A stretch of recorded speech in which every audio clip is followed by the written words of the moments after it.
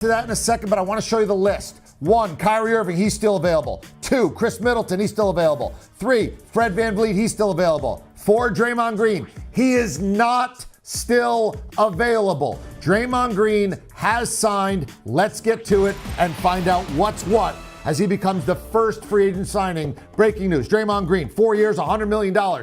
He goes back to Golden State. That's right, he's going to return. So they're going to try to run it back.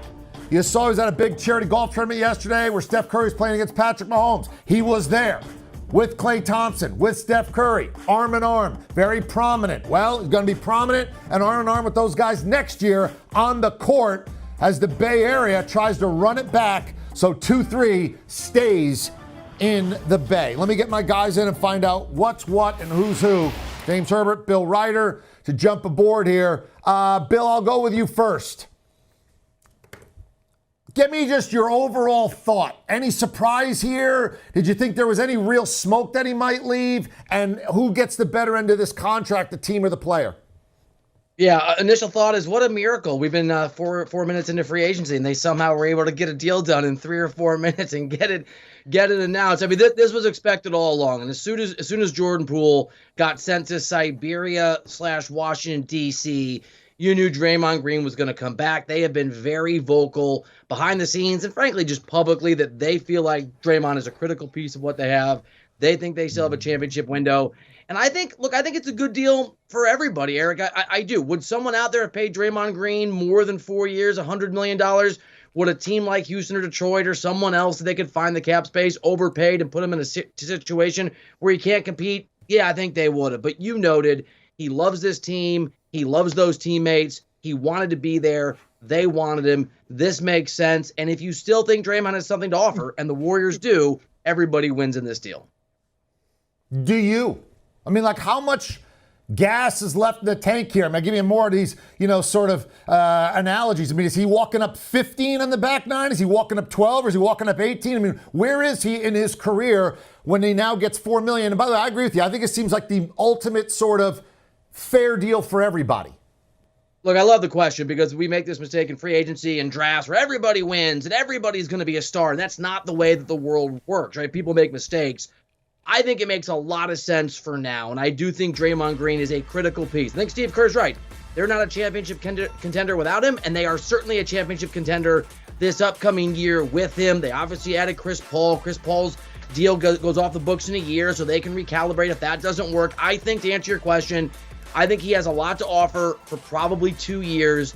I do think, even though he's not a point guard, I know that he's probably, like some point guards, going to hit a wall at some point where the way that he plays and what he does is going to catch up to him. And I think it will be during this contract. But the combination of loyalty, the fact the Warriors are willing to spend money, the fact you got to keep Steph Curry happy, and that is bringing Draymond back as part of that, and the fact that, yeah, I think he's an important piece, a great piece for another, let's say, 2 years of this 4-year deal. I think it's a good deal for now, and I think they'll accept the back end of it if it goes south. All right. Do you think he had a real second suitor? Somebody that was in the realm of 4 years, $100 million, or is it that he took even less to go back to Golden State? I mean, I guess, who finished second, and what do you guess their offer was?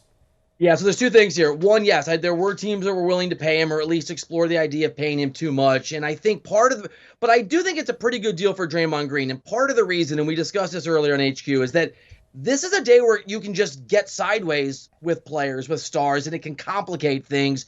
As I understand it, that's going on with the Sixers and James Harden for whatever reason. And they were absolutely aware in the Bay, despite their affection for Draymond Green and their relationship, that if they insulted him, Eric, right, if they brought him a fair deal that he didn't think was fair, they were worried he would get angry, that they might pique his ego, that he might get emotional, and then he might go explore those deals that, yes, were absolutely out there. So they were always going to err, as I understood it, on the side of making him what they thought was a flattering offer and a good offer. So he didn't get in a place where he's suddenly entertaining, talking to Detroit, talking to the Pacers, talking to the Rockets, talking to a team that would overpay for his services. But to answer your question, yes, there was more money out there to be had if he didn't care about the Warriors and care about being a contender. Yeah, I think you hit this one on the head. I mean, I think the idea is, look, all right, maybe we added that 4th year and maybe we're going to regret that. But if we win any one of the next 3 titles, he's going to be a piece and a reason why, and this is going to more than pay for itself. I think this is a win-win deal all the way around. Well done, Bill Reiter. You see right here, most playoff wins by a trio. Look at that. Kareem Abdul-Jabbar, Michael Cooper, and Magic Johnson. And then down there, I mean, Curry, Green, and Thompson have more than Bird, Parrish, and McHale.